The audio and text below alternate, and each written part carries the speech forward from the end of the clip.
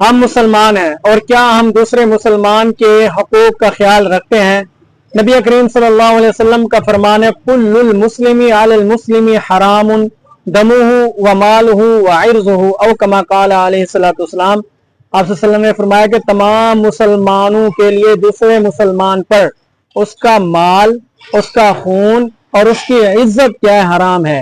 یعنی دموں سے مراد یہ ہے کہ انسان دوسرے کے ساتھ لڑے نہ، جھگڑے نہ، یا اس کا کیا خون نہ بہائے، قتل نہ کرے، تو یہ کیا دوسرے مسلمان کا حق ہے، اس کو کیا ہے یہ اس کی عزت کو، اس کے خون کو نہ بہائے، اس کے ساتھ لڑے جھگڑے نہ۔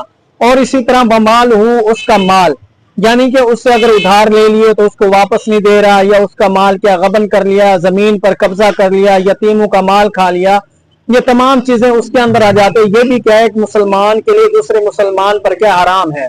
اور اسی طرح عرضہ، اس سے مراد کیا اس کی عزت ہے، یعنی اس کے دوسرے شخص کے سامنے اس کی غیبت کرنا، اس شخص کی غیبت کرنا کسی دوسرے مسلمان کی، اور اس کے کسی دوسرے مسلمان کے سامنے کیا کسی اپنے دوست کی برائیاں کرنا، یہ بھی کیا اس کے لیے جائز نہیں ہے، یہ بھی کیا ہے حرام ہے۔